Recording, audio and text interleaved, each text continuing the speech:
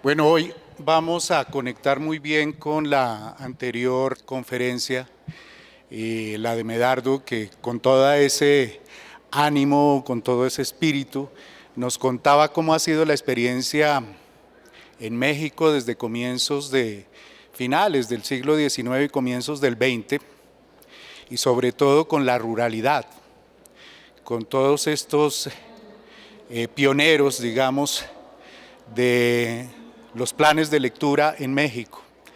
Desafortunadamente nosotros parece que nos rezagamos como un siglo por causas de luchas internas, en fin, hubo una época, y me refiero a la ruralidad y la lectura, una época en los años 30 en que tuvimos la posibilidad de arrancar, de tener un plan de lectura continuo con la Biblioteca Aldeana. La Biblioteca Aldeana fue una iniciativa de un gobierno liberal y como ese partidismo hizo tanto daño, uno de esos daños fue precisamente haber roto esa trayectoria que se traía en los años 30 con la Biblioteca Aldeana, que era una biblioteca que llegaba a todos los rincones del país. En esa época el país era en más de un 70% de la población era rural y menos de un 20% era urbana. Hoy en día los porcentajes se voltearon un poco y somos casi un 80% de población censada como urbana y un 20 algo por ciento de población censada como rural. Y esto ha generado unas grandes desventajas porque seguramente desde la visión de los gobernantes, la ruralidad, por tener menos números en cuanto a demografía, pues no, para ellos no merece toda la atención y debería merecer toda esa atención. Y los países que se han desarrollado, pues es porque le han puesto atención a su sector rural, como sucedió con los países de Europa en la posguerra, en la segunda posguerra. Gran parte de su plan Marshall, digamos, fue precisamente destinado a fortalecer su sector agrario. Parece increíble, pero ya 2 décadas después de haber iniciado el siglo XXI, hasta ahora como que empieza a mirarse, tenemos que ponerle cuidado y atención y acompañamiento al sector rural, al sector agrario. Y entonces vamos a hablar de eso hoy, pero desde el punto de vista de lectura, escritura y oralidad, y para eso pues tenemos 3 magníficos invitados. Mayra, adelante, vamos. Mayra, Andrés y Daisy nos van a hablar de unas experiencias maravillosas que se están teniendo, silenciosas, y es importante entonces darles visibilidad.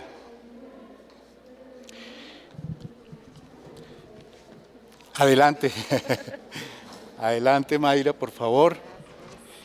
Bueno, Mayra es profesional en estudios literarios, especialista en derechos humanos, pedagogía de la memoria y políticas culturales para América Latina y el Caribe, magíster en desarrollo educativo y social, énfasis investigativo en desarrollo comunitario, tiene experiencia en docencia, en alfabetización, en promoción de lectura, se ha recorrido todo este país y últimamente con un programa que se ha desarrollado por iniciativa del Ministerio de Cultura de la Biblioteca Nacional, que es las bibliotecas rurales itinerantes. Y tenemos también a Andrés González Ávila, que desde 2014 es el bibliotecario de la Biblioteca Comunitaria El Ubal, en la localidad Quinta de Bogotá, localidad de Usme. Esta biblioteca, yo no sé si ustedes lo sepan, esta localidad es una de las localidades con más suelo que hay en Bogotá, pero es suelo rural, realmente es una reserva y debería continuar siendo una reserva. Son más de 20.000 hectáreas, de las cuales 2.000 algo son urbanas. De esas 20.000 hectáreas deberíamos todos hacer frente común los bogotanos y defenderlas, porque están en la entrada del páramo más grande del mundo, que es Sumapaz. Y desafortunadamente, vuelvo otra vez contra los gobernantes, han considerado que Usme debería ser un suelo de extensión urbana y han causado todos los daños posibles, imaginables, por falta de planificación, bueno, una serie de cosas que ya nuestros invitados nos contarán.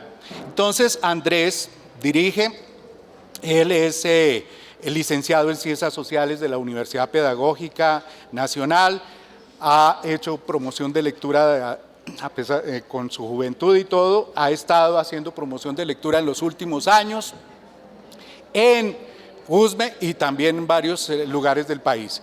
Y tenemos a Daisy, que ella orgullosamente pone en su hoja de vida: soy campesina, soy líder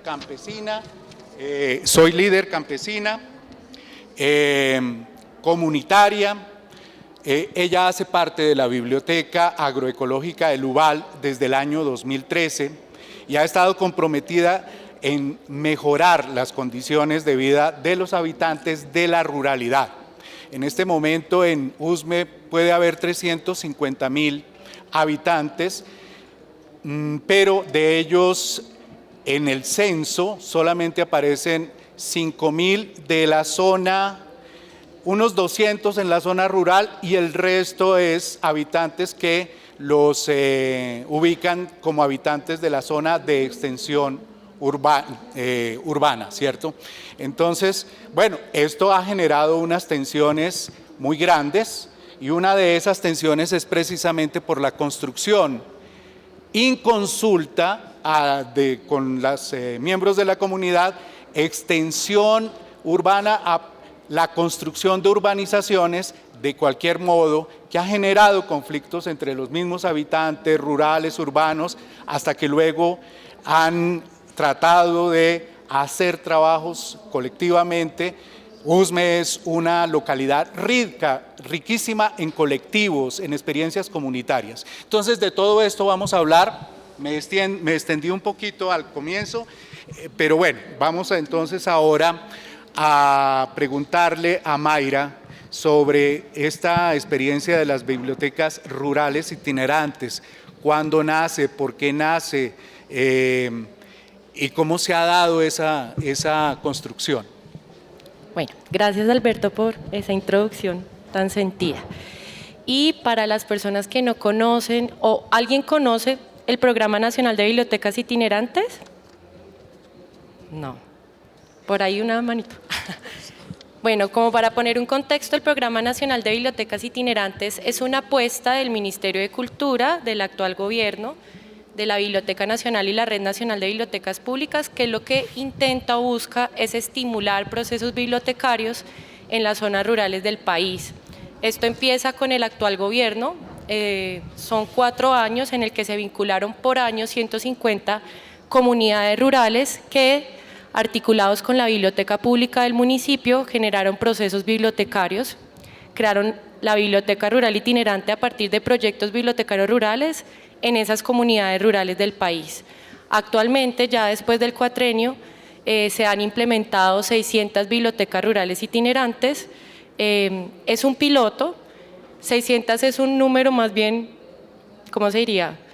Es poquito cuando se piensa la extensión rural de nuestro país, pero ha sido un esfuerzo increíble de un equipo de profesionales. Aquí Andrés trabaja también en el Programa Nacional de Bibliotecas Itinerantes y es un esfuerzo enorme generar estos procesos bibliotecarios en zonas rurales donde nunca había llegado la biblioteca pública o llegó de manera esporádica y poco continua. Entonces, hablaremos más adelante a profundidad de esto, pero básicamente eso es el Programa Nacional de Bibliotecas Itinerantes. Sí, ahí estamos ya viendo algunas imágenes. En la convocatoria ya después se contará, la biblioteca entrega un kit, ¿no? Sí, bueno, hablemos de eso un poquito. Entonces, las comunidades rurales, mediante convocatoria, junto con su biblioteca, aplican al Programa Nacional de Bibliotecas Itinerantes. Comunidades rurales que pueden tener iniciativas en torno a la lectura, escritura, oralidad, memoria, contenidos locales, que son los componentes o los ejes transversales del programa, Lo que reciben por parte del Programa Nacional es un acompañamiento técnico y formativo de 3 visitas, aproximadamente cada una de 3 días, una de 4 días. Entonces, digamos, Andrés hace parte del equipo de los que salen a terreno a acompañar esas bibliotecas rurales itinerantes, y ese proceso de acompañamiento técnico y formativo lo que hace es formar a las personas de la comunidad rural interesadas en asumir este proceso de proyecto bibliotecario rural, de formulación de proyecto y de generar procesos y ofertar espacios culturales y sociales y organizativos con las comunidades rurales. Y también se ofrece un espacio formativo, un proceso formativo a los bibliotecarios públicos que aplican a esta convocatoria. Básicamente es eso.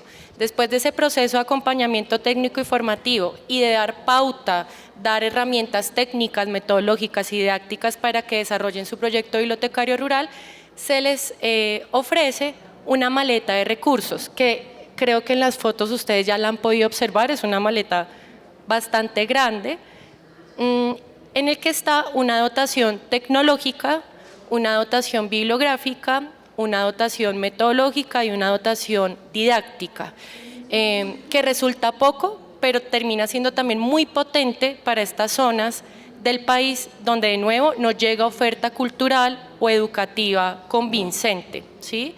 Y lo que les digo, estamos en zonas rurales, en Sonsón, Antioquia, toca coger yegua a caballo y son 8 horas de trayecto para llegar allá, ¿sí? Son zonas rurales bastante alejadas. Nosotros sabemos cómo es, o no sé si conocen las ruralidades de nuestro país, pero es de naturaleza muy dispersa y el acceso a la cultura termina también siendo algo muy, muy difícil. Entonces, bueno, básicamente es eso. Sí, muchas gracias por esa introducción del programa. Ahora vamos a preguntarles a Daisy, cualquiera de ellos puede responder, ¿cómo surge esta experiencia? Hay que decir, en este momento en Usme hay 17 veredas, si mal no recuerdo. Una de ellas es el Ubal. Y el Ubal se ha vuelto emblemática porque ha sido una de las... Está muy, muy cerca al sector urbano, ¿no? Y en el Ubal pues se gesta esta iniciativa comunitaria, y ahora pues ellos nos van a contar cómo surge, quién tuvo la iniciativa y cómo la comunidad ha tenido un papel preponderante en esta experiencia. Buenos días. La biblioteca surge más o menos hace 13 años. Por el proyecto de tesis de unos muchachos de la Universidad Pedagógica. Ya a medida que se fue acercando la gente, la biblioteca fue creciendo, y tanto personas como de la ruralidad como del barrio, porque es una biblioteca de borde urbano rural. A partir de acompañamiento de los chicos, hicieron muchas convocatorias y personas de la ruralidad se empezaron a acercar y a tomar fuerza en diferentes procesos como la lectura, la escritura y algunos procesos agroecológicos. Ya en los procesos agroecológicos salió un curso por parte del SENA y varios chicos se prepararon en este curso, y después los mismos muchachos de la vereda iban a los colegios a dictar estos talleres para que los chicos de los colegios empezaran a ver la ruralidad y la agroecología desde otro punto de vista. Ahí, buenos días. Digamos, la razón por la que hay 2 personas de la Biblioteca Agroecológica Lubal tiene que ver justamente en no querer personalizar el proceso, que es colectivo. Y somos más o menos algo así como la culebra sabanera, que cambia de piel, y Daisy es como de las escamitas más viejas de esa serpiente. Yo no soy tan viejito, pero sí ya estoy viejito en el proceso. Hago parte como de otra piel de la biblioteca, que es cuando ya se conforma como una biblioteca con un eje sobre agroecología un poco más fuerte hacia el 2014, A partir del 2016 yo creo que ya me integro en mi totalidad, por decirlo así, al proyecto de la Biblioteca Agroecológica Lubal. Y como lo menciona Daisy, más o menos hace 13 años inicia el proceso de la Biblioteca Agroecológica, pero desde hace 20, las veredas bajas, estamos bajo la amenaza de la expansión urbana. Entonces esta Biblioteca Agroecológica, para quienes trabajamos en el ámbito de las bibliotecas, es también una respuesta no tanto a la falta de oferta cultural en la ruralidad, que así como pasa en Antioquia, pasa también en la ruralidad bogotana, a pesar de las cercanías que tenemos con Bogotá. El problema no es que expandan la ciudad, sino cómo la van a expandir. ¿Dónde queda el campesino? ¿Dónde quedan las prácticas campesinas? Desafortunadamente, la Constitución del 91 no reconoció la identidad campesina como una posibilidad de derechos y de identidad, de costumbres, de cultura, y pues no han tenido las mismas herramientas jurídicas con las que han contado los otros grupos étnicos, afortunadamente, digamos, como propiedad colectiva de la tierra y otras relaciones, digamos, con la tierra. Y ha sido una lucha, y a pesar de todos los inconvenientes jurídicos, en fin, esta comunidad se ha organizado en proyectos precisamente de resistencia como la biblioteca y otros proyectos culturales. Entonces, digamos, para empezar nuevamente la ronda, ¿cómo ha sido, les pregunto a Andrés y a Daisy, esa participación de las comunidades, de los viejos, de los jóvenes, de los no tan viejos, no tan jóvenes? ¿Cómo están todos esos colectivos? ¿Cómo es ese panorama allí? Bueno, es un proceso muy grande porque pues a raíz de la expansión urbana la gente tuvo que tomar sus decisiones de cómo defender el territorio. Lo que nos cuenta un poco Alberto es que empezaron a crear unas organizaciones y hacer siembra limpia, como quinoa, recuperar semillas nativas, y esto fue una forma para defender el territorio. A partir de que un proyecto de esto surgió, la gente se fue uniendo y creando más proyectos para la defensa del mismo territorio. Y allí, digamos, estas estrategias de rutas agroecológicas o agroturísticas nacieron, digamos, de la influencia del agroparque Los Oches. La idea era crear como un gran agroparque, como figura de ordenamiento territorial, que se llamara San Pedro de Usme. Luego esto no sucedió porque en el plan de ordenamiento territorial anterior se declara esa zona baja, digamos, de la autopista al llano entre la Caracas y la autopista al llano, que ahí ya no es Caracas, es, digamos, vía Sumapaz, es fuera suelo de expansión. Luego, digamos, ya para responder un poco también desde el lado de la biblioteca, en algún momento nos preguntamos por qué ser biblioteca agroecológica y eso qué implicaría, y qué implica ser la idea de comunidad. Entonces, cuando delimitamos nuestra idea de comunidad bibliotecaria, allí también dentro de la comunidad contamos lo no humano, los ríos, el suelo, las montañas, el aire, los animalitos, las especies que existen, también contarlas como una comunidad que está allí presente. Ahora, durante los 20 años lo que ha sucedido es un desgaste muy fuerte de parte de la especulación inmobiliaria, lo que ha generado que, por ejemplo, viejos liderazgos campesinos incluso hayan muerto, sin ver, digamos, consolidado el proceso de defensa del territorio. Ha generado también que, digamos, los dueños ausentes de la tierra prefieran que haya especulación porque pueden vender también sus lotes a un precio muy elevado del que ustedes van a encontrar en zonas aledañas que no son expansión.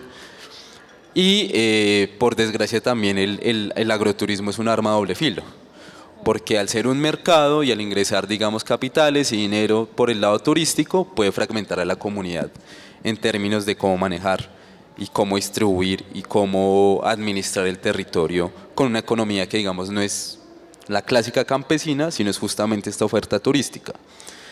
Eso ha generado un panorama distinto al de hace 20 años, agravado quizá justamente porque Pues si al campesino le dicen aquí se va a construir y pasan 10 años y no se mueve ni un solo ladrillo, pues el campesino a la larga dice acá no está pasando nada. Dejémonos de angustias, dejemos como ese desgaste emocional, psicológico que le han traído a nuestras familias, la especulación, y cuando sin consultar en el año 2018 Peñalosa modifica el plan parcial Tres Quebradas, inician las construcciones este año, sin consultárselo a las comunidades campesinas que habitan el territorio. Y otro dato, pues allí está quizá el lugar arqueológico más importante de Bogotá, pues que es el hallazgo, digamos, de la necrópolis muisca, denominada. Actualmente los desarrollos inmobiliarios que se están dando han dado con hallazgos. Se supone que lo consultaron con el ICANN y nadie sabe qué está pasando con lo que han hallado. Entonces es un detrimento tanto arqueológico como cultural, como a la vida campesina, como ambiental. Y la pregunta también sería, pues, ¿por qué Bogotá quizá no se ha movilizado, así como sucedió con la Van der Hamen, que ni siquiera tenía, por ejemplo, comunidades campesinas en riesgo? Y esa pregunta también la tenemos que resolver nosotros y nosotras por el interés de lo que está sucediendo hacia las puertas del Sumapaz. Sí, bueno, volveremos sobre este tema que es muy importante y ya conectando todo esto, todo este contexto con la biblioteca. La biblioteca empieza a desempeñar un papel fundamental ahí. Pero bueno, Mayra, cuando se diseñan políticas y se diseñan, digamos, desde un ente burocrático, y no hablo de burocrático en sentido peyorativo, sino desde la institucionalidad, digamos, y está la presión por echar a andar, por implementar, pues no se cuenta con mucho tiempo para imaginarse las metas, en fin. En ese momento, cuando diseñan las bibliotecas rurales itinerantes, piensan en una meta que son 600, digamos. Pero más allá, después, seguramente en la implementación, empiezan a encontrarse con una enorme cantidad en la diversidad que tenemos en este país de experiencias que ni se hubiesen imaginado en ese momento en que tocaba escribir un documento de planeación y conseguir los recursos para echar a andar el programa. Entonces, cuéntanos, Mayra, por favor, un poco sobre todo qué ha sucedido en estos 4 años. Obviamente habrá muchos casos, pero cosas que recuerdes así como que sean realmente sorprendentes de lo que la ruralidad en este país nos va dando en medio de todo este conflicto. Vale. Ahí hago la aclaración que el Programa Nacional de Bibliotecas Itinerantes fue formulado en casa, es decir, personas de la Biblioteca Nacional nos sentamos a pensarnos este programa con poca experiencia de trabajo bibliotecario en las ruralidades.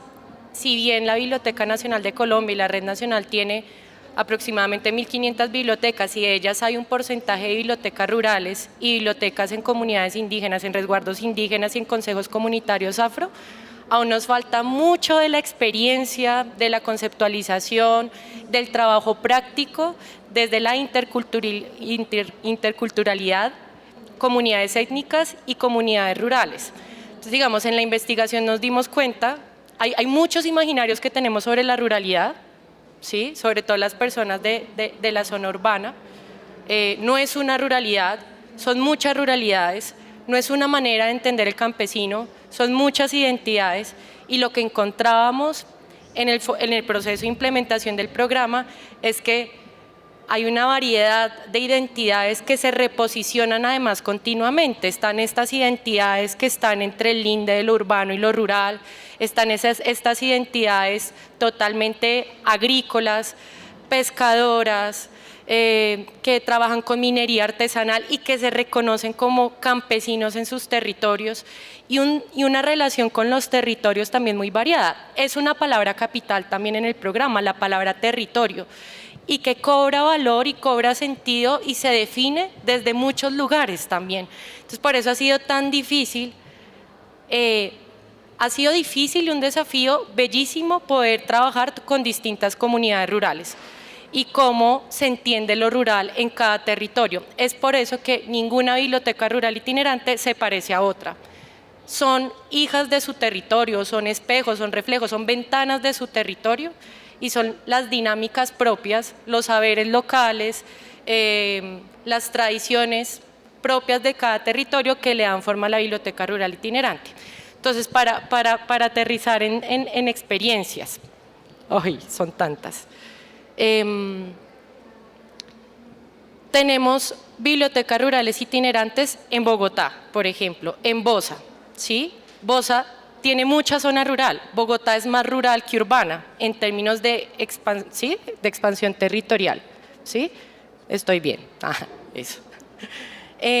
Y en Bosa tenemos una biblioteca rural itinerante con el Cabildo Muisca, y ahí hay un reconocimiento de lo territorial, de lo campesino, muy distinto, por ejemplo, a una biblioteca rural itinerante en San Martín Cesar, donde es una comunidad campesina que fue expropiada de su territorio, perdón ese término, fue reposicionada de su territorio por una industria carbonífera y ya el arraigo territorial no existe y hay unos conflictos con lo identitario muy fuertes allí porque es un territorio que no hay arraigo, no son de allí. Entonces imagínense esas diferencias de construir y de pensarse una biblioteca rural itinerante desde allí. Todo cruza por lo identitario, todo cruza por lo territorial y ahí la biblioteca se hace muchas preguntas. ¿Vale la pena una biblioteca? ¿Para qué la lectura, la escritura y oralidad en estas comunidades? Las comunidades creen que son herramientas que podrían fortalecer distintos ejercicios de organización comunitaria, de arraigo territorial, de identificación con sus tradiciones, con lo que son. Son preguntas que siguen en el aire y que se están respondiendo a la medida que estamos en el proceso de implementación y más que todo construcción y aprendizaje de las comunidades, porque lo que más ha pasado con el programa es que estamos aprendiendo de las comunidades todo el tiempo cómo es esto de pensarse una biblioteca rural itinerante y por qué la itinerancia, ¿no?, en estos territorios tan apartados. Bueno, eso conecta volvemos otra vez a USME, y USME pues se plantea como problema principal esa deslocalización, dijiste tú, o cómo va desplazándose al campesino, se va arrinconando en nombre de una concepción de desarrollo. Entonces el extractivismo, USME también ha sido absolutamente afectado por las cementeras y las ladrilleras y bueno, todas estos proyectos de desarrollo que lo que han traído es deforestación y un gran empobrecimiento, digamos, de la población y desplazamiento también. Entonces, digamos que toda esa problemática, pero además todas las iniciativas ecológicas, ¿cómo son asumidas por la biblioteca? El equipo de la biblioteca, ¿con qué frecuencia habla de estas problemáticas y cómo la biblioteca genera actividades, proyectos, programas relacionados con esas problemáticas? ¿Cómo la comunidad interviene también ahí? ¿Cuál es el papel? Desde la biblioteca se ha hablado de la siembra limpia. Mi abuelito tiene 80 años, entonces él, digamos, antes trabajaba con la siembra limpia, pero empezaron como a crear esto de los abonos y fungicidas y ellos tuvieron que adaptarse a este proceso. Ya, digamos, decirle a las personas que se salgan de ahí y vuelvan a la siembra limpia es un proceso muy difícil. Pero pues como ahorita están también tan caros los fungicidas y eso, la gente también se ha dado a la tarea de recuperar este proceso como era antes. Y pues digamos desde la biblioteca tenemos el compostaje y se les ha enseñado a muchas personas que ya lo habían olvidado cómo crearlo para que después abonen sus tierras y vuelva a ser todo un proceso limpio. También desde la defensa del territorio esto ha sido un proceso para que la gente como que resalte. Por ejemplo, conozco el caso de Don Silvio, que ellos siembran tomate limpio y esto pues desde la alcaldía los han apoyado mucho, pero la gente a veces recurre a la biblioteca para pedir información más clara. Bueno, hay varios asuntos ahorita que hablaba Mayra justamente sobre las diversidades de las ruralidades, ¿no? Por ejemplo, en la zona de borde urbano rural tenemos campesinos que viven en los barrios porque no tienen tierra, pero cuando se loteó ilegalmente pudieron acceder a un lote. Entonces nunca tuvieron tierra y toda su vida social se desarrolla en la zona rural, pero están viviendo, digamos, o duermen en la zona urbana. Y eso implica justamente que donde está ubicada la biblioteca también tengamos como un bracito hacia el lado urbano, que al igual que esa zona rural un poco olvidada con la oferta cultural, pues también sucede en el margen urbano, ¿sí? La diferencia, digamos, que uno diría no es mayor frente a ello. Y allí también entra la necesidad de no hacer esta figura dicotómica entre lo urbano y lo rural, que es, digamos, también pues es una visión inexistente, ¿sí? O sea, divorciar el asunto es inviable. Y en ese sentido, también la gente del borde urbano quisiera preservar lo rural, no todos, ¿sí? Porque también hay otros que dicen ojalá se urbanice porque mi predial va a subir, ¿no? O sea, se va a revalorizar mi casa, nos van a hacer vías de acceso porque aparte, además de dar los materiales de construcción, también damos la mano de obra y la mano de obra de USME se desplaza hasta el norte de la ciudad. Entonces, qué bien tener unas mejores vías, en fin, y ahí entra, digamos, un montón de necesidades, de intereses que se van quizá contraponiendo, pero que creemos no deben ser dicotómicos. Uno de los trabajos más fuertes que hemos consolidado han sido, por ejemplo, con las mujeres del barrio Brisas del Llano, y el asunto sucedió como vamos a hacer lombricompost. Entonces les recogíamos los residuos orgánicos de sus cocinas, que aparte también tenemos el botadero Doña Juana entre Ciudad Bolívar y Usme, y se llevaba a la biblioteca. Después las mismas vecinas iban hasta la biblioteca. Y todo lo que fue la pandemia, tener esa zona rural allá 2 minutos de su casa, implicó, digamos, también salud y bienestar, porque como no se podía salir de la casa, pero nadie se entera de lo que pasa ni en los barrios ni en la vereda, pues la gente parchaba en la vereda justamente para su salud y salir del encierro impuesto por lo de la pandemia. Y en la pandemia también sucedió que consolidamos un poco más algunas experiencias de tipo agroecológico, porque sí fue muy, muy diciente ver que en la ruralidad, a pesar de que allí había tierra y produce comida, los campesinos tenían trapos rojos aguantando hambre. Esto también en parte por lo que nos menciona Daisy, y es que cuando la campesina accede al modelo actual, pues solo siembran papa, o a veces siembran papa en un terreno que no es de ellos, y si no les dan para la huerta, entonces solo tenemos papa, nadie nos está comprando, estamos aguantando hambre.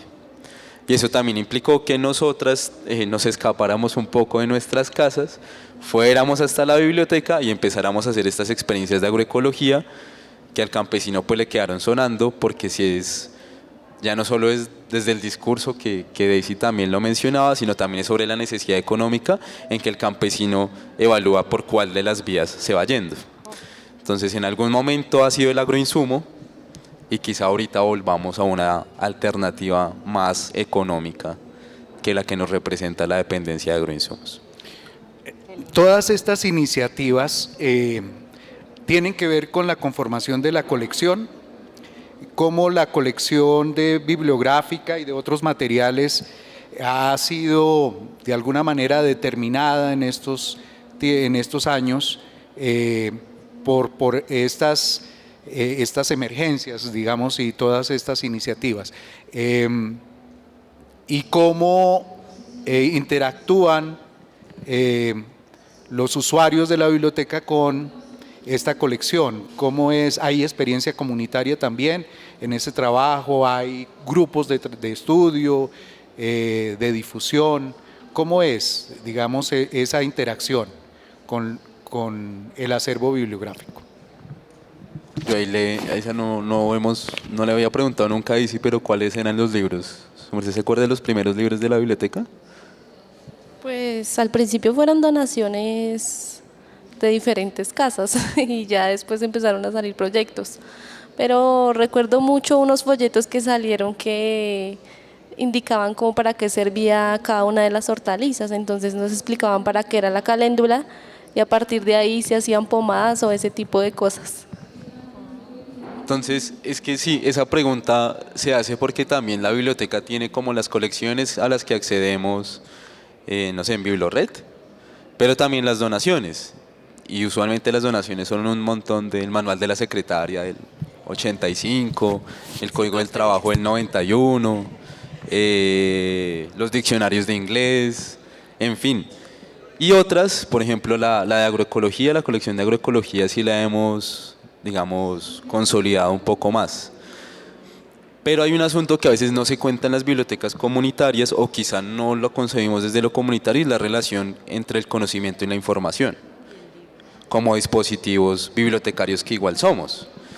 Entonces, a veces la colección no tiene los conocimientos que tiene el campesino, o la colección no responde a las necesidades del territorio, pero luego nosotras como equipo, ahí sí en términos pedagógicos de gestión, pues buscamos la manera de suplir esas necesidades, o accediendo a internet, o buscando un libro, o preguntándole al campesino cómo se siembra cebolla porque ningún libro nos lo dice. Pero además, una vez tuvimos una discusión justamente porque a veces a las bibliotecas comunitarias solo nos llega literatura, o sea, novela, cuento y demás. Entonces nos preguntamos, ¿y por qué no tener una colección especializada en ciencias sociales, economía, feminismo, agroecología, si son conocimientos que también son necesarios? Entonces yo siento que también hay una potencia que no se ha elevado entre las bibliotecas comunitarias, que creo que también es responsabilidad de las bibliotecas comunitarias, y es la relación entre el conocimiento y la información, y no solo este aspecto cultural, educativo, comunitario. Y para ir cerrando también la necesidad que es de las bibliotecas, produzcamos desde nuestro propio hacer, desde nuestro propio territorio. Daisy por ahí ha publicado 1 o 2 veces en un periódico nuestro que se llama Semillando, que es como una iniciativa de tipo comunicativo, pero también hemos hecho investigaciones desde la Biblioteca Agroecológica Lubal, y allí creo que hay otra falta de asunto, y es que la biblioteca debería también producir sus propios conocimientos, y así también conformar unas propias colecciones. No solo decir y mover las palabras de otros y otras, sino decir desde nuestra propia palabra. Sí, para relacionar con este tema, hace unos 4 años Fundalectura tuvo la oportunidad de desarrollar un proyecto con las 8 localidades de Bogotá que tienen zona rural, y tuvimos la oportunidad de trabajar con comunidades y hacer una producción de libros cartonados. Esos libros cartonados fueron realmente una experiencia de descubrimiento muy grande de todo ese saber, de todos, además esos relatos, adivinanzas, canciones, rimas, una cantidad de cosas inclusive humorísticas, muy emocionales, digamos, y recetas. Y en cada una de estas localidades se pudo producir con la comunidad, se pudo producir un libro cartonado con precisamente toda esa recuperación. Entiendo que ustedes entonces están haciendo más o menos experiencias similares de producir también materiales, digamos. Pues ha sido con Semillando, que es un periódico. Ok. Pero el conocimiento también circula de otras formas. Entonces a veces es invitar al campesino para que nos explique. Como un libro vivo. Sí, se podría decir que hay algo que también quizá nos ha costado mucho al ser de zona urbana, pero es entender la información que da la tierra. O sea, la tierra como organismo vivo en el que vivimos y hacemos parte, pero también la tierra donde sembramos, la inmediata.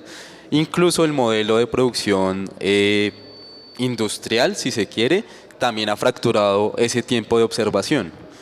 Porque digamos lo que hace el modelo de producción industrial es como a tantos meses usted échele tal químico, a tantos el siguiente, pero antes el campesino veía, observaba y decía, uy, esto me sirvió, esto no, tal.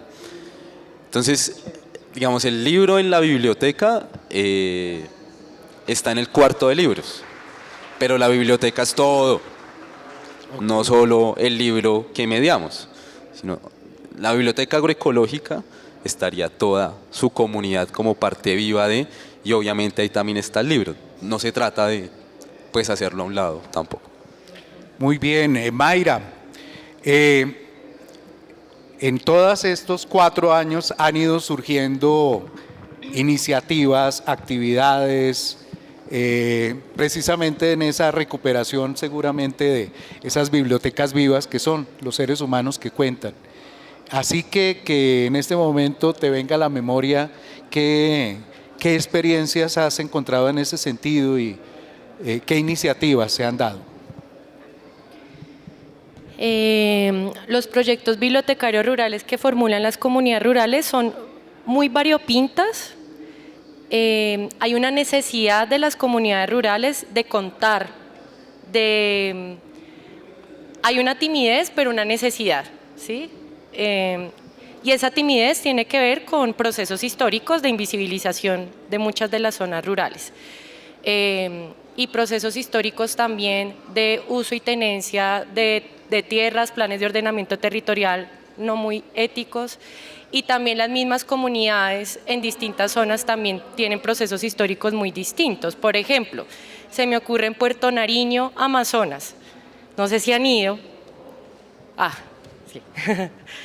Lejísimos, ¿sí? Uno va a Leticia y de Leticia tienes que coger una lancha para ir 1 hora, 2 horas.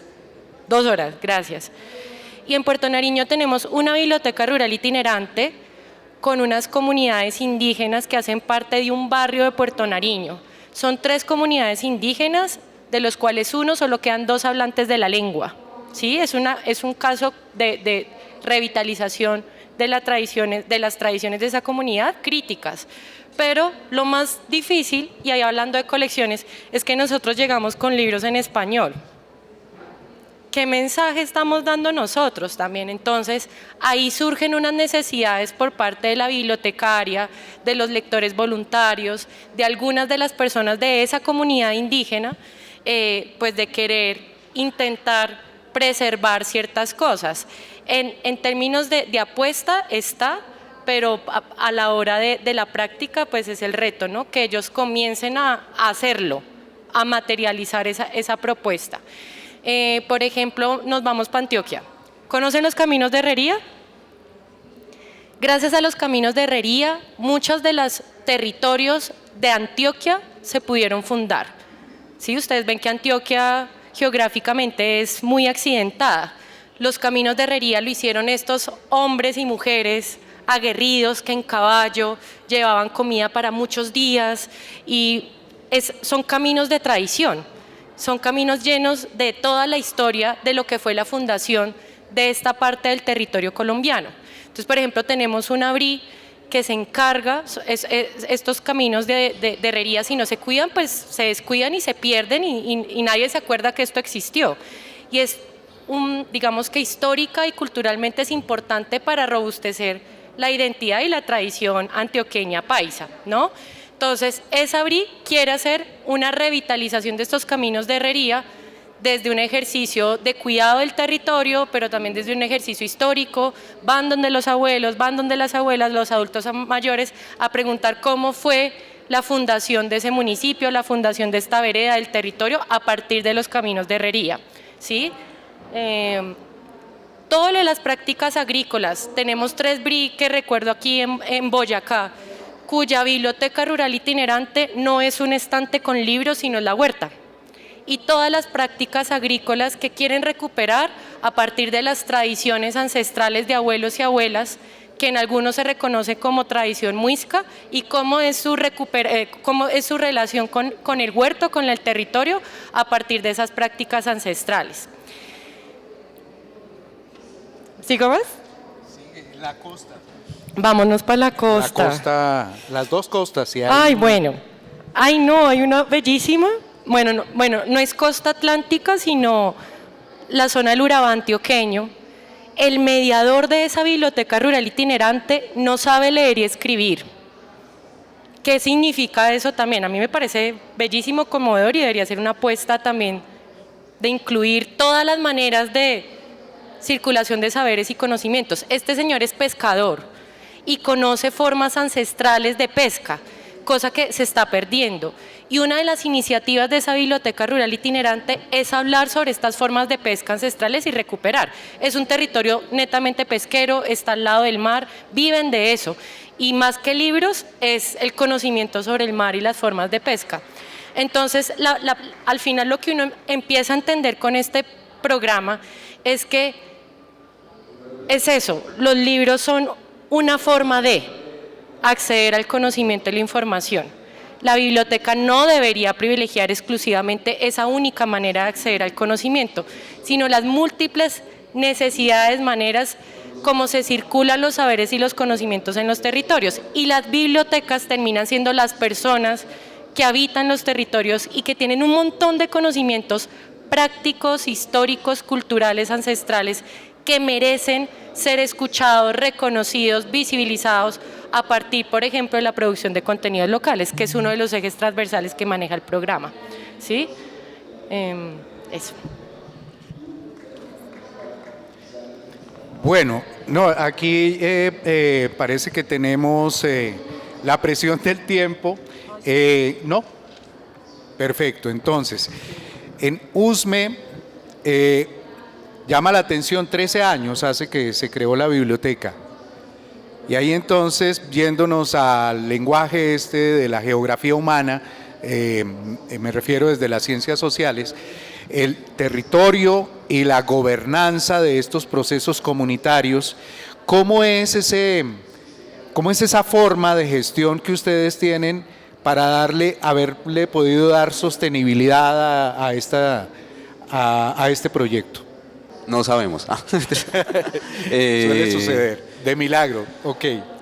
Sí, yo creo que, bueno, yo no sé si lo hacemos como en orden cronológico, no sé si usted sí se acuerda de esos pobres estudiantes cómo hacían al principio para... Yo pienso que como hacer colectas y eso, porque, bueno, al principio empezaban en un salón comunal todos los sábados, entonces ahí no les cobraban nada, como de arriendo y ese tipo de cosas, y traían materiales de la casa. Después empezaron a arrendar casas, pero allá no era muy caro, entonces por ahí 50.000, y me imagino que ellos hacían una colecta para poder sostener la biblioteca mes a mes. ¿Funcionaba todos los días o tenían...? No, prácticamente ellos iban 2 días, como miércoles y sábados, porque entre semana los chicos están estudiando y otros ayudándole a los papás, porque en el campo hay muchas tareas y los tiempos que les quedaban eran los sábados, como para que hubiera más unión de personas mayores y de los chicos del colegio.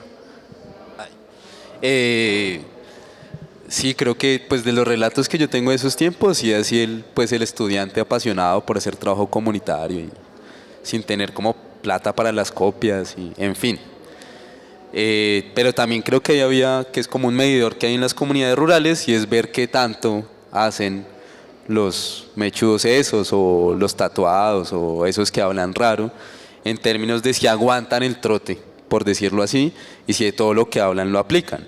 Hay una compañera que se llama Catalina Ponte, que creo que fue de las que más logró decir sí, o sea, sí estamos comprometidos, y ese reflejo logra, digamos, un cierto respeto de se puede confiar en estas personas. Entonces yo creo que se sostiene de muchas maneras. Unas, por ejemplo, en el terreno que tenemos hay una zona de pastos y hemos hecho trueque con familias campesinas. Entonces ellos van por el pasto, a veces nos pagan, o a veces les decimos, se los cambiamos por jornales de trabajo, y ellos le meten a un lado de la finca su jornal. Y el estiércol que queda ahí, pues lo usamos para nuestros procesos de producción de abonos. Hemos también hecho participado en becas de Bibliored, de la Secretaría. Ahí pues se generan recursos materiales para poder sostener también el proceso. Algunas veces producido cosechas de cebolla, se venden productos de miel, si están interesados nos avisan. Y parte de lo que se vende en la biblioteca pues lo sacamos como una base para tener allí.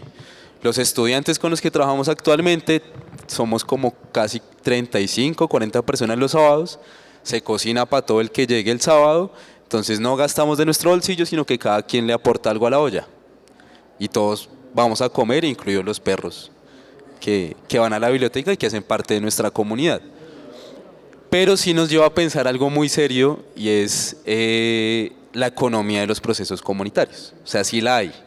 Aunque no gestionásemos, el hecho de tener una relación de trueque, de cuidado, de solidaridad, esos intercambios materiales que también son simbólicos, son la economía del proceso comunitario.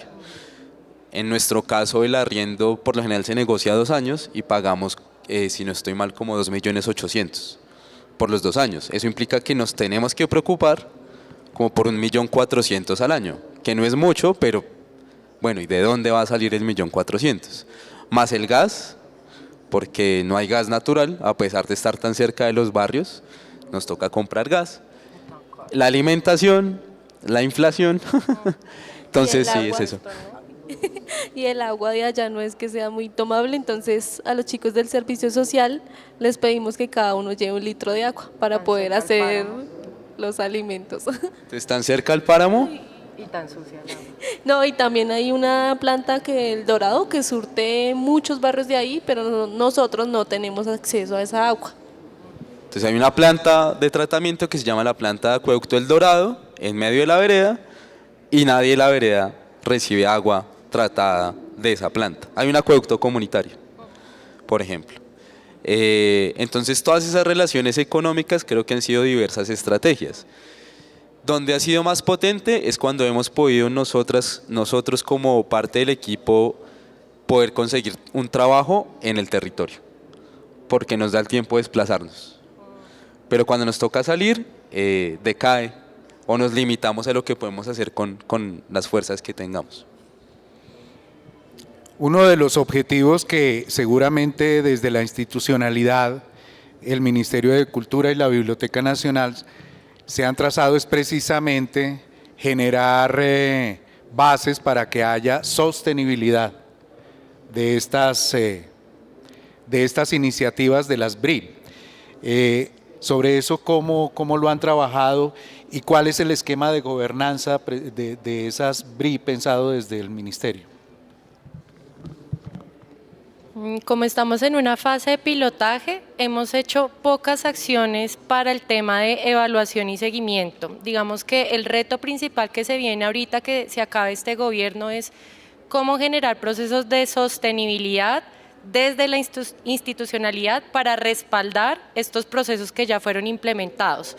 Así como para contextualizarles, todas las bibliotecas rurales itinerantes funcionan por voluntad de las comunidades, es decir, las comunidades son voluntarias en este proceso de volverse mediadores y pertenecientes al grupo Amigos de las Bibliotecas Rurales Itinerantes, el GABRI. Entonces, digamos, trabajar con vinculación comunitaria es muy complejo. Esto suena chistoso, esperen. Acompañar procesos que puedan volverse autogestivos o autogestionados es muy difícil, además en un país donde los tejidos sociales pues están desarticulados y bastante rotos por todas las razones que como colombianos y colombianas ya conocemos. Entonces, uno de los retos nuestros como institución es apoyar en los procesos de seguimiento y acompañamiento, seguir fortaleciendo estos procesos desde lo técnico y lo formativo y garantizar que todo el organigrama de la Red Nacional de Bibliotecas Públicas ofrezca espacios a través de convocatorias, estímulos, procesos formativos a estos mediadores que deseen continuar el proceso comunitario de su biblioteca rural itinerante. Entonces, a nivel local, nosotros insistimos a los bibliotecarios públicos y a la administración municipal que apoyen a estas comunidades rurales, a estas iniciativas de bibliotecas, respetando su autonomía comunitaria, ¿sí? Porque estos son procesos comunitarios.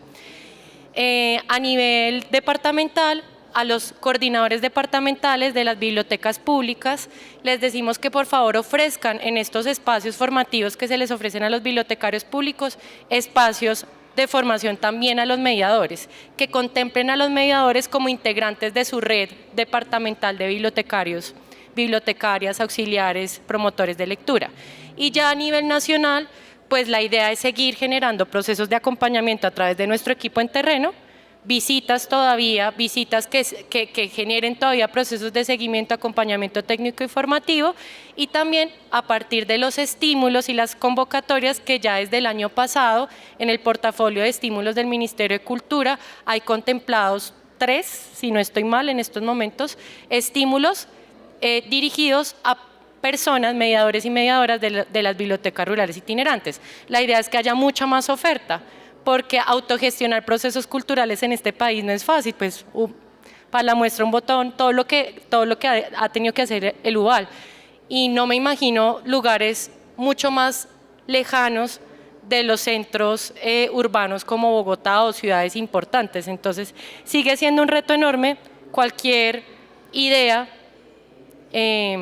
y propuesta que tengamos como colombianas y colombianas, bien recibido, para generar estos procesos de seguimiento y evaluación mucho más cercanos con los procesos. Yo quisiera saber si tenemos en el auditorio alguien que quiera hacer alguna pregunta a alguno de nuestros panelistas. Sí, con mucho gusto.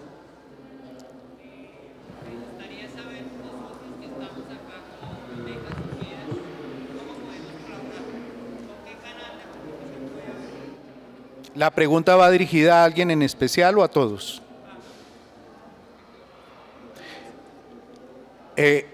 ¿Cómo pueden vincularse? ¿Ustedes son? Bibliotecarios escolares. ¿Los bibliotecarios escolares o públicos? Bibliotecarios de la Secretaría de Educación, es decir, de las bibliotecas escolares, digamos. ¿Cómo pueden vincularse a estas iniciativas? Es la pregunta. No hay, pues también sería interesante que esa misma pregunta se la hicieran entre ustedes. ¿En aras de qué? De que yo creo que a las bibliotecas adolecemos de reconocernos como pares, aunque no seamos públicas comunitarias. No, si es un asunto, de hecho la pregunta de fondo a la larga sería ¿qué sería una biblioteca para nuestro continente y en este preciso momento de la historia del país o del mundo? De allí que también como biblioteca agroecológica, digamos, pues existimos para cuidar la vida. O sea, creemos que en este momento lo que enfrentamos es un declive de las condiciones de vida pues de todo el mundo. Pero para, digamos, dar una respuesta también a lo inmediato, las puertas de la biblioteca están abiertas, sobre todo los días sábados. En Facebook aparece como Biblioteca Agroecológica Lubal, o ahorita intercambiamos celulares, porque también creo que llegando al lugar se sabe qué se puede hacer también. Y en ese sentido pues hay un montón de cosas. Yo agregaría una experiencia que es bastante bacana o significativa para nosotras, y es que por iniciativa de las compañeras del barrio Brisas del Llano, las vecinas dijeron como hagamos una rifa para comprar una guadaña. Necesitamos cortar el pasto tanto de la biblioteca para generar coberturas vegetales como para tener bonito el barrio. Creo que nos fue bien con la rifa, pero si saben dónde conseguir guadañas baratas, buenas, bonitas. Ese tipo de información, por ejemplo, no la tenemos, pero necesitamos conseguir una guadaña. Si alguien tiene una guadaña, o para salir del ejemplo, pueden ser acciones muy puntuales, pero también pueden ser acciones de fondo, porque también los tiempos urgentes que tenemos nos impiden a veces generar procesos reflexivos, generar procesos de pensarnos constantemente qué es la biblioteca, pero también la oportunidad de abrir, por ejemplo, relaciones con bibliotecarios escolares que nosotros no las tenemos hasta el momento. Y creo que también puede ser un diagnóstico general, quizá en Colombia no hay un campo bibliotecario consolidado. Y a veces lo tenemos que hacer a escala local, a escala regional o de alguna manera para identificarnos como un actor de la sociedad pues en este país y ojalá también en este continente. Yo creo que tenemos muchas cosas por pensarnos y por decir. Entonces, pues la charla es amplia y por redes o ahorita en un momentico ahí nos contactamos. Bueno, hay una iniciativa, una inquietud aquí muy interesante, y es cómo ustedes difunden lo que hacen. ¿qué medios de comunicación usan para contar lo que está pasando en Usme? Y bueno, también agregan aquí Sumapaz, muchas veces hay, pero ¿qué medios de comunicación ustedes utilizan? Pues las redes sociales, en el WhatsApp de cada uno de los integrantes. ¿Tienen Facebook? Sí, tenemos Facebook. ¿Cómo es el Biblioteca Agroecológica Lubal. Biblioteca Agroecológica El Ubal, así El todo Instagram seguido? También aparecemos como Biblioteca Agroecológica Lubal. Y también hay mucha gente que nos ha conocido a través del Semillando. Y está el clásico voz a voz, que funciona un montón.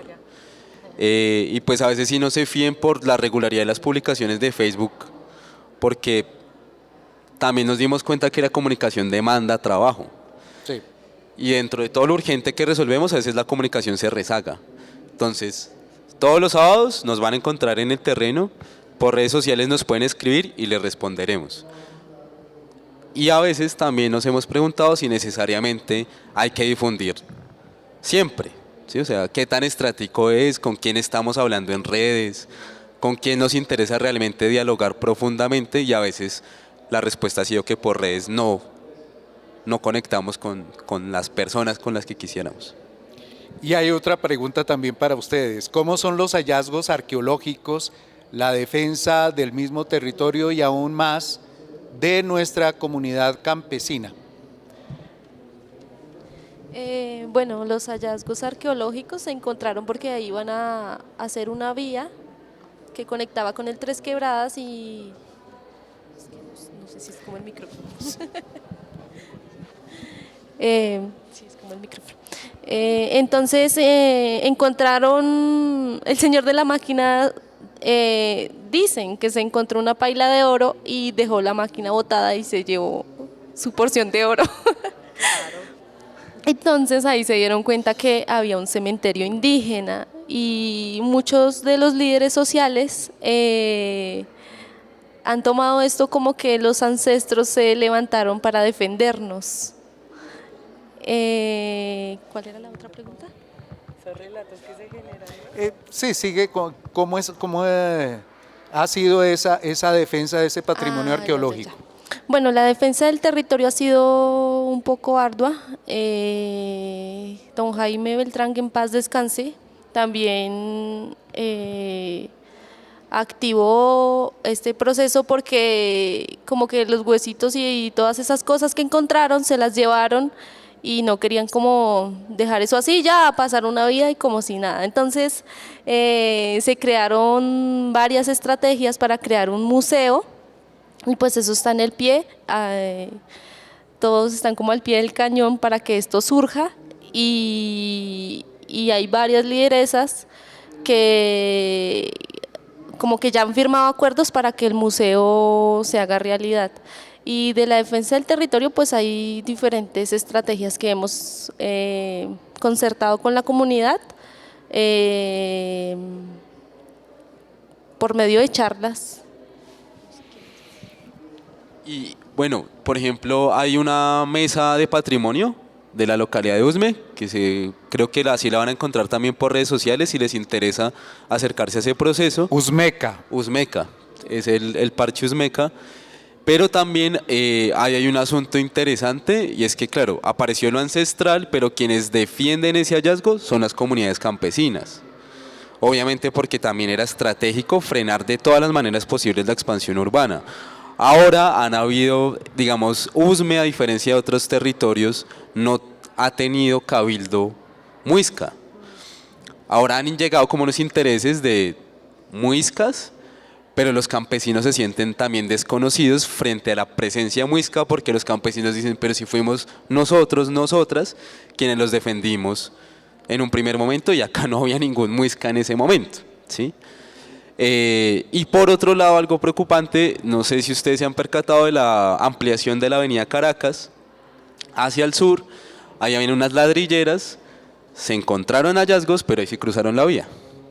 Entonces, por desgracia, por los fenómenos expansivos de la localidad, tampoco tenemos idea de la total riqueza que puede haber en todo Usme.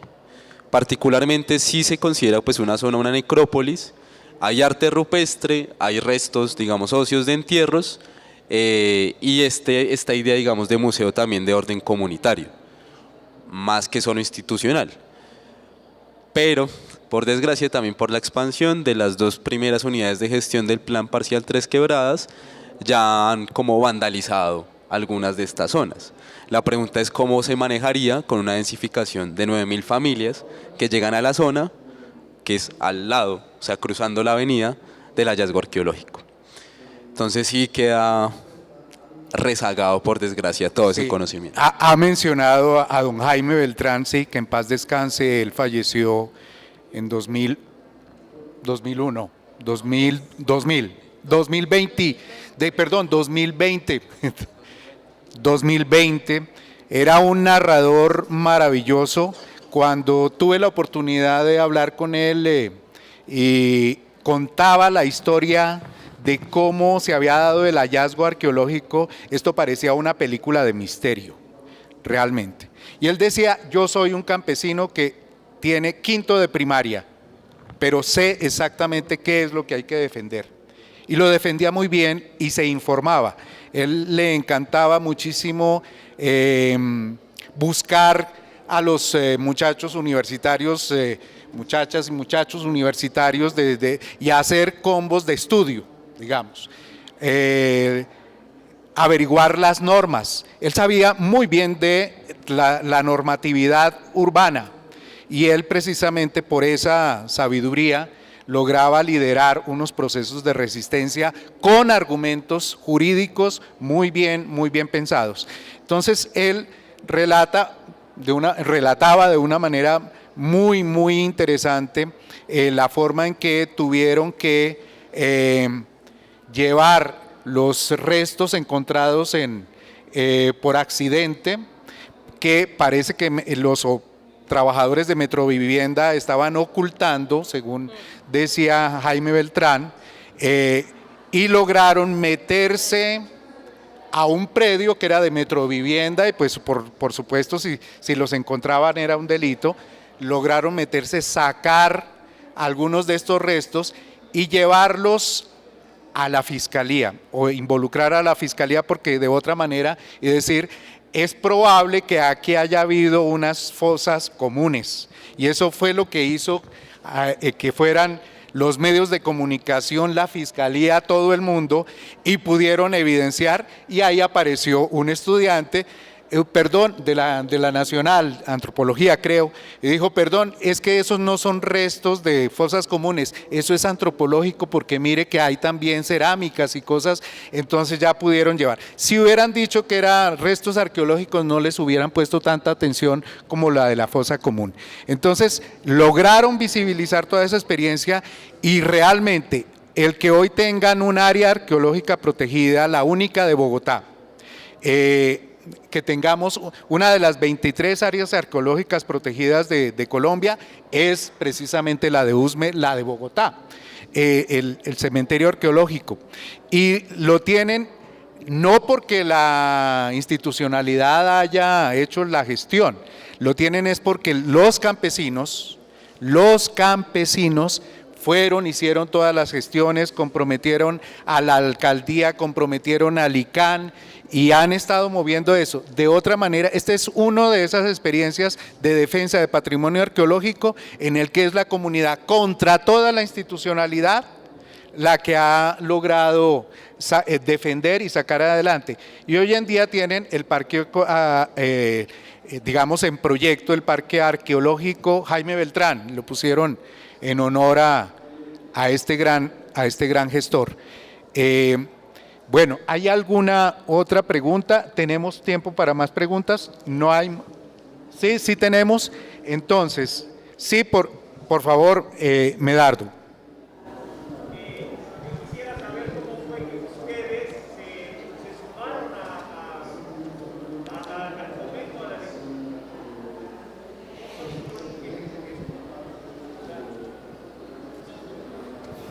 ¿De manera individual o como? Ay, tan linda esa pregunta.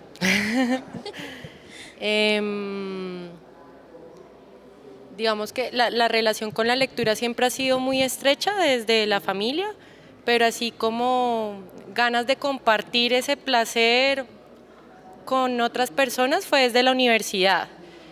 Y desde la universidad, pues afortunadamente acá la Biblioteca Nacional siempre ha dado espacios, estímulos para que tú puedas llevar a cabo proyectos de investigación o proyectos de promoción de lectura. Y mi primer vínculo con la promoción de lectura fue una pasantía que hice en San Basilio de Palenque, primer pueblo libre de América acá en Colombia, y fue trabajar un proyecto de promoción de lectura, escritura, oralidad con los palenqueros y palenqueras, pero desastroso porque era muy joven, pero pues así es que uno aprende, ¿no? Y ya desde ahí vinculada con este tema de manera formal y no formal, pero básicamente sí, desde ahí, desde ese lugar, digamos que hay unas apuestas personales por el tema comunitario y por el tema de la oralidad, y que me ha llevado a mí a terminar trabajando en este tipo de escenarios no tan,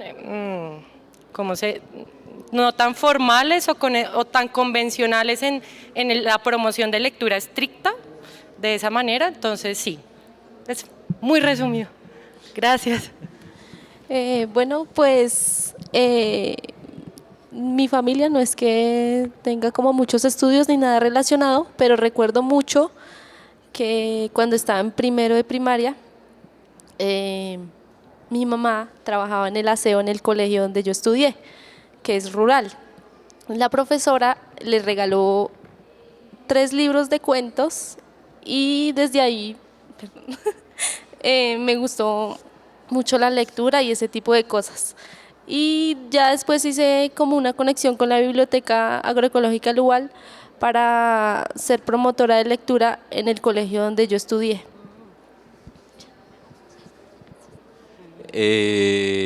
Al igual que Daisy, yo creo que la vinculación con la lectura, y hace poco lo recordaba, pues mi mamá y mi tía con la que vivimos también fueron señoras que hacían aseo en casas de familia.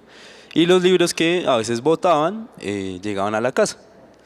Uno de ellos, recuerdo resto, eran las historietas de Buggy el Aceitoso, de Fontana Rosa. Yo tenía por ahí unos 7, 8 años y entonces era un humor, pues yo no las cogía. O sea, y bueno, yo creo que además mi tía dijo como, uy, eso tiene muñequitos, pues le va a gustar al pelado. Pues Buggy es, para quienes no lo conocen, es un mercenario, el personaje, ¿no? De Fontana Rosa, y de razón salía así. Pero yo como que medio entendía la historieta y de qué iba. Luego a mí me dio apendicitis a los 10 años y yo pedí que me llevaran esas historietas y un médico la agarró y creo que le dijo a mi mamá o a mi hermana, como oiga, su hijo lee cosas interesantes, y el médico me mira y me dice, como usted ya leyó esa donde Buggy le tira una granada a una nena y ella le dice como el regalo es el anillo que está arriba de la granada. ¡Bum! Está, o sea, es una vaina, un humor muy, muy negro, muy denso, pero también muy político, con ese sarcasmo de la figura gringa y otras cosas.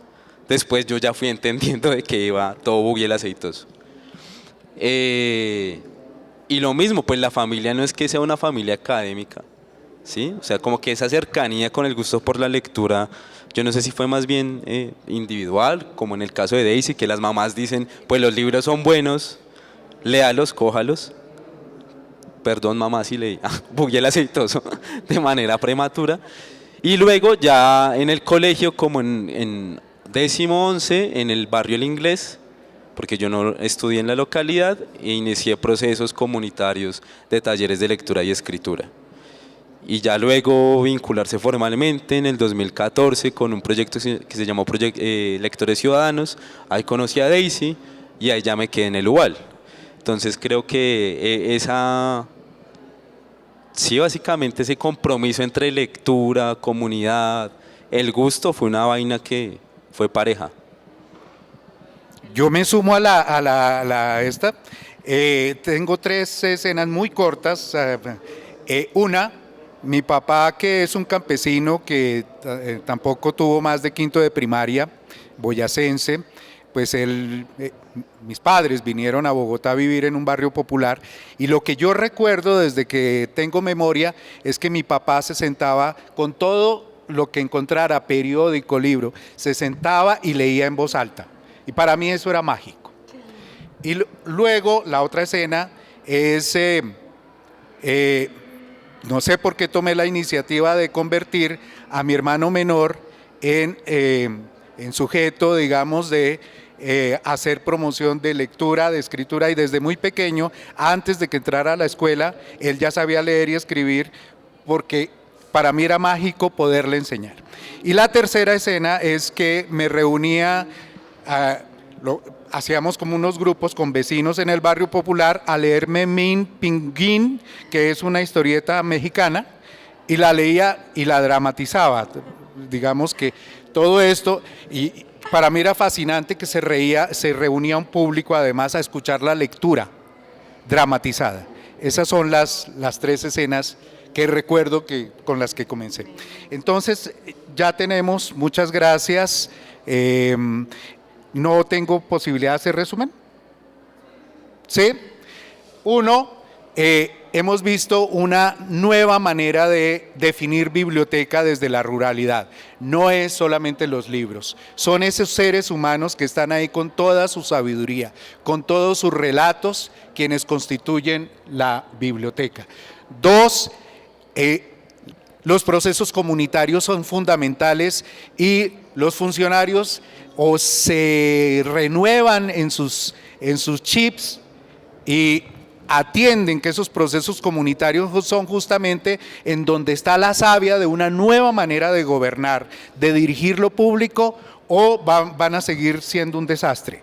Realmente lo que hemos visto tanto en la experiencia de las BRI como en una experiencia que daría para mucho más relato de USME, si los gobernantes no dicen partamos de las iniciativas que en las mismas comunidades se están dando, seguramente no vamos a funcionar, no vamos a ser viables como país, como gobierno, en fin.